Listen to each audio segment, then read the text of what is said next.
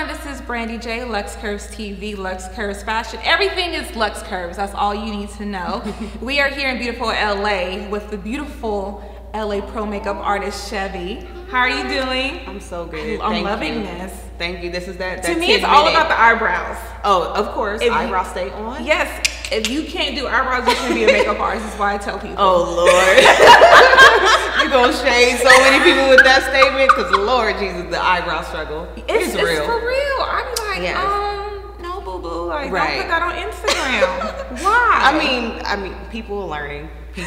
People start from somewhere. You got to start from somewhere. But until you get it right, don't post. Oh, it's just not, She said Well, thank you so much for being on Luxe Kurves TV today. Thank you. Appreciate it. I met you through Keisha. Yes. Waters, our creative director. And how long have you been doing makeup? Oh, wow. I hate to tell my age. My publicist might be mad. Just do years. No, real talk. I've been doing it for 13, almost 14 years. Wow. I just look 12. You know. People think I look 12 too in my 20s. And when they find out my age, they be like, I said, black don't crack. Exactly. So what made you decide to get into beauty? Oh my God, it was actually out of necessity. So I was going to college. I went to Cal State University, Long Beach. Okay. And I was working, I think my last job was hot dog on a stick. And I'm like. They have some good hot dogs though. Word. But that lemonade struggle, I wasn't feeling that. Was your arms all buff and stuff? I was just skinny. I didn't have no weight or nothing on me back then. But I just remember, like, I don't feel like doing all this for $8 an hour. Like, I'm not gonna do it. And so I asked around, and my aunt at the time was working for a cosmetic company. Okay. And she said they start at this rate. I'm like, oh, that's double like what I make. I said, let me see if I can finagle. Literally no makeup experience. Wow. I only knew a little bit on myself, but as far as doing it on other people, I wasn't comfortable. But I practiced on a model that I knew for like a week. I took her to my interview, and I got the job. And like, 13 years ago, they didn't have Instagram. They didn't have, right. It wasn't, the makeup beauty industry wasn't as popular, right, as it is today. Mm-hmm. I do feel like everyone's trying to be a makeup artist who they watch tutorials on YouTube and think they can do it, and some of y'all can't do it. Oh my God. Just this is gonna be a hilarious interview. Being honest, that's like me saying I'm a makeup artist. No, I'm not. I can't. No, it's not gonna work. So when you started to get into the makeup industry, what was one thing you realized was lacking and still is lacking in the beauty industry for women of color especially? Okay, well, let me kind of backtrack. So back then, like I said, it was out of necessity. I just wanted a job that made more money. Mm-hmm. Once I got in and got like threw into the pit, it was like sink or swim. You need to learn this. And my manager literally pulled me to the side and was like, mimic what I do, learn quick, and you'll be good. Wow, okay. So in about a year or so is when I was quote unquote considered good. You know what I mean? Mm-hmm. But even still, you have to keep learning. Yeah. So I think what's lacking now is that people have a natural knack for it, but they don't further their learning for it. So I still look at other people's tutorials. I have a lot of makeup artist friends that are in the industry. I'm asking them questions, and you just always want to constantly evolve as an artist. So as an artist, one thing I do feel about you is that you humble yourself and to educate yourself more. Because one thing I realize, people in any industry feel like, oh, I've learned all I can learn. I don't need to learn any more. And I feel like that's when you become stagnant. Exactly. You always can elevate yourself no matter what field you're in. And with you asking other makeup artists and just people in the industry for knowledge, that is beyond wonderful. What is one great tip that you've learned from someone in the beauty industry that has helped your career? And it doesn't have to be beauty related. It can just be like on a professional level or business level. I would definitely say never sell yourself short. I think a lot of times, especially for me, people tell me that I'm overly humble. Now, I don't think that. I think I just like to operate with grace and love. Yes. So I never want to put myself on a pedestal or feel that I'm just that person and I've arrived. But because of that, I had an issue with my rate and what I would charge, different clients. But at the end of the day, it's product we're using. You're not necessarily paying for the actual makeup, you're paying for the skill. Exactly. And it took years for me to get to this level of skill, and this is what I feel I'm worth. So I believe that was like the best advice. Like, make sure that you're charging what you feel you're worth, and don't be ashamed. There'll be people that'll pay. There'll be people that won't. Now, do you feel like there's makeup artists who shouldn't be charging what they charging because they ain't got the skills?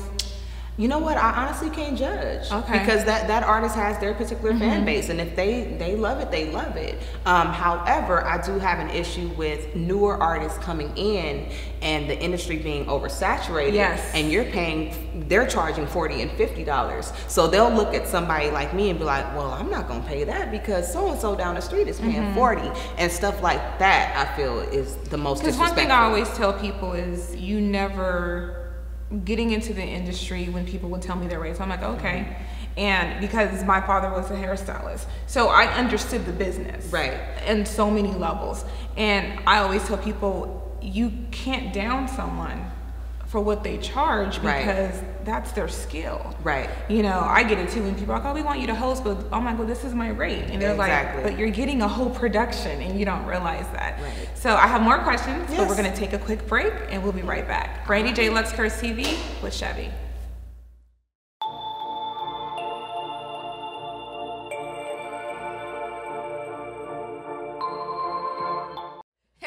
We are back. Luxe, Kurves TV with Brandee J with LA Pro makeup artist and motivational speaker. We're going to add that in. Oh my goodness. See, you're trying to speak that into existence, so I'm not going to go against it. You got to speak it into existence. I don't know if I was ready, you know, for that to be put out there. But one question I did want to ask, being women of color, yes, and how the beauty industry is not geared towards us. Yes. It's really not. It's geared towards everyone else.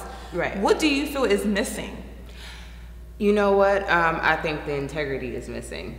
There are a lot of Black-owned beauty brands out there that are catering to our particular market, but I feel like we don't purchase from them because the price points are a bit higher. We don't know about them. Yeah, you don't know about them. Yeah. And then when you do find out about them, the price point may be a bit higher because they're a boutique brand, and you're like, well, I can go down the street and get, you know, this product. So I really feel like the integrity is missing. But there are so many dope brands out there. Shout out to my boy AJ Crimson. He has a dope foundation and lip line, and he has one of the deepest, richest foundation colors out there. You know what I mean? I want you to try that. You got to put me in contact. Like, seriously. Because we have to support our own. Yes. And that is what's completely missing. Not just the African American community. I think all minorities. Right. We just need to support each other. If you can go to MAC and purchase from MAC, why can't you purchase from a Black-owned cosmetics company? And I used to be that person where it's like, I'm only rocking with this one brand. This is all I use. But once I got out of that retail mindset and really started to look at all the different brands out there, my makeup bag is so diverse now. You know what I mean? And that's how it should be. Also, though, I don't like the fact that these major mainstream cosmetic lines that you find at your CVS, your Target, are now creating a broader spectrum of color. In 2017, right? And it's like, here. Like the void has been there. Like, the void has been there. That's why I give so much love and kudos to AJ, because he been had this foundation color, and people are just now. And that's real good, because I do feel like now they're starting. I'm like, okay, we've been here for years, forever, and now you're starting just to market towards us, right? And be like, oh, they wear makeup too. One thing I do want to ask you: what are some top beauty trends coming up for the season, for fall, or even or right now for spring that you love? You know what? See, that's interesting. I'm not a trendy person. Okay. I really do what I feel, when I feel, and how I feel. So I'm that person that has dark hair in the summer or, you know, light hair in the winter. Like, I just go against the grain. But I will say this. My new thing as of late is just skin. Like, allowing your skin to look like your skin. You know what I'm saying? Like, it's okay to go outside without a contour. It's okay to go outside without a lash and just do a coat of mascara. But I feel like this Instagram culture of beauty is this so caked on, and it's not natural? It's not that it's necessarily caked on. It's just the fact that when you see a look on Instagram, people who don't know makeup think that that is the way. So they want to look like that. But it's like, no, when you go to New York Fashion Week, it's all about the skin. They want to see your freckles. They want a not so perfect lip. They want it to be looks that duplicate real life and something that the average everyday woman can accomplish. And a lot of times the Instagram makeup, you can learn it, but it's not for every day. I don't want to have a contour, all this stuff every day. Right. Only time I wear lashes is if I'm on set or photo shoot. Exactly. Other than that, if I'm going out, I don't wear it because, like, for one, I don't know how to put them on. Right. That part.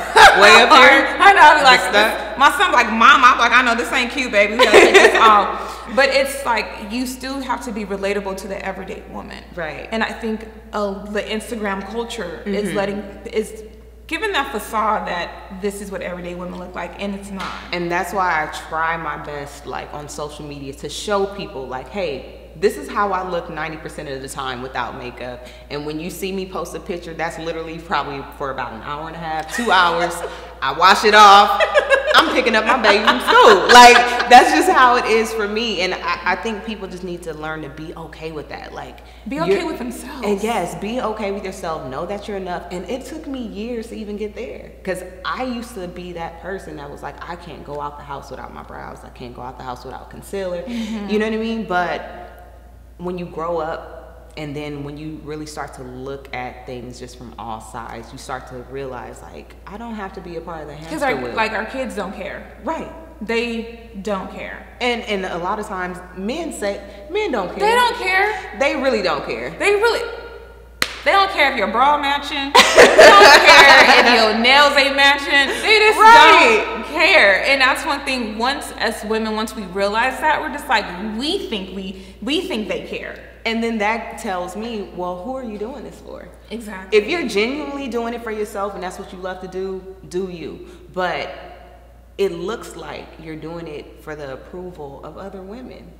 And then that puts us in a competitive spirit. We're already pitted against each other enough. And she's already started her whole motivational speaking now. Because she's more than that. So we'll take a quick break, come back, get to know more about her getting into motivational speaking, and then we'll let you know where you can find her. So Luxe Kurves CV with Brandee J, and LA Pro Makeup Artist / motivational speaker / natural advocate. You are funny. Mama, everything. We'll be right back. / everything.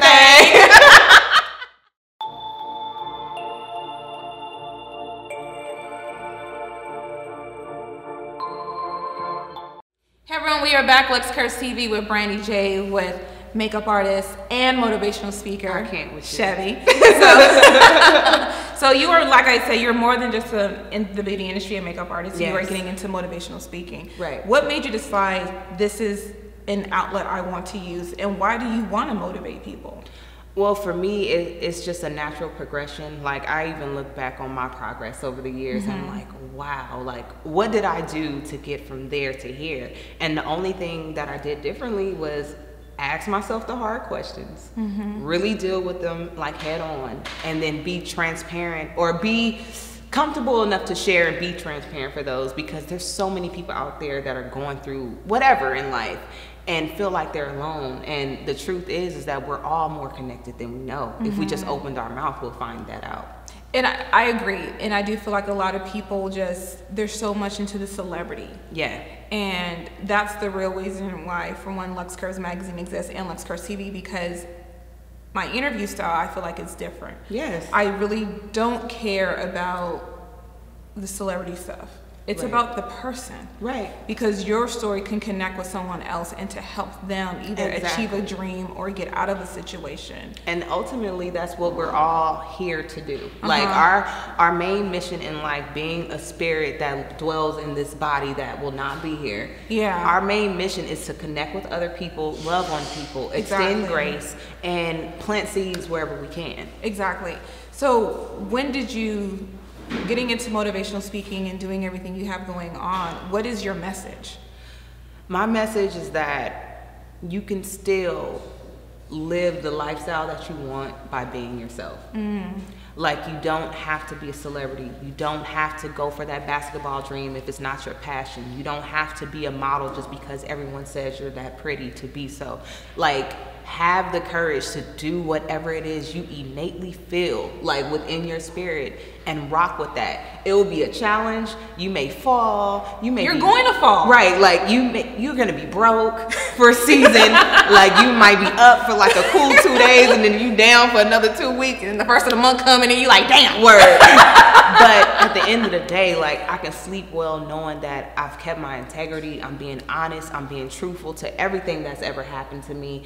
And instead of being a victim about it, I'm utilizing those lessons and giving them to y'all. That's what I love is about what you just said, the victim. Like, don't be the victim. Right. And I think a lot of people get stuck into being the victim. And you have to be like, no, this is not, I'm not going to play this role. I'm going to get out of it. Exactly. I come from a family where a number of y'all are they act like they the victim. I'm like, boo-boo. But see, you just can't, you just gotta, we all go through things, but it's how you overcome it. Right. And then for me, like, I used to be that person. But being on the other side where it's like, okay, I no longer see myself as a victim and I see people that are living in that space, instead of being angry about it, I just realized, yo, they're being the victim because that's the only way they can receive attention and love. And ultimately that's the root. Like, so what happened for you to feel like this is what you need to do to receive that attention? If you deal with that, then you'll break free from whatever that's holding you bondage. Like, that's how I feel. Powerful. So I want to thank you so much for taking the time to come on Luxe Kurves TV with Brandee J. Tell everyone where they can find you, all your social media. So my name is Chevy, but you can find me on Instagram at Cheverly Hills. So like Beverly Hills, but Cheverly. I really like Beverly Hills. I was there and then I was like going to the Chanel store and I just saw it, and then I checked in, and at the time my soon-to-be ex-husband was like, where you at? And I was like, I'm here. Like, I just love Beverly Hills. But it's so funny because even the way that name came about was I do music. So one of my projects back in the day was called Hollywood. So she's a makeup artist, motivational speaker, a mama, and a musician. Writer more so. Writer more so than music and being an artist. But my first project, well, my second project was called Hollywood, right? And so as I got older, I'm just like, well, the hood's never gonna come from me. I'm from Compton. I love my city. But let's graduate Cheverly Hills instead of Beverly Hills. But a Z on the end. I'm not from the hood. I told, where are you from? San Diego, but I was raised in the suburbs. Okay. And people, they're like, you so bougie. I'm like, I know. I'm not from the hood at all. Man, you know. My dad was like, he told my mom before why is she so damn bougie? She was like, where do you think we raise the kids at? I was like, when my mama lived in the hood, and I was like, I'll go there only in the daytime, and then when nighttime, right. That's so funny. Like, and for me, I'm like, I went to New York, and I was just like, ooh, I want to go to the Marcy Projects. My dude was like, why?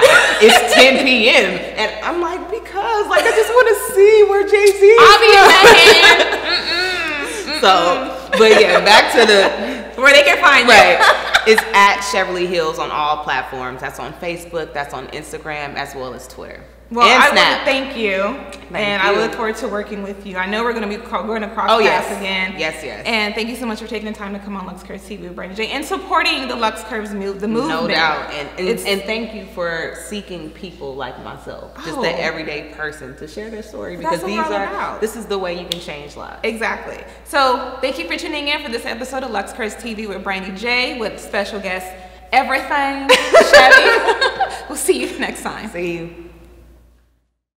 Cut.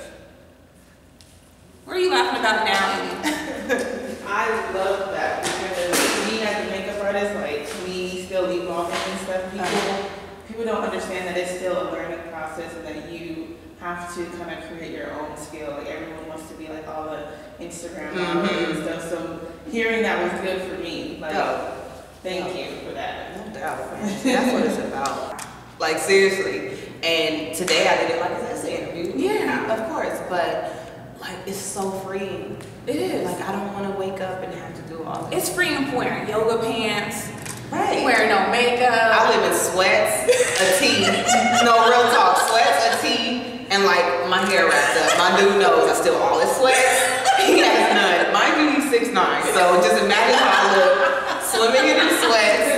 You like, you looking sexy over there. Man, listen, comfortable is sexy.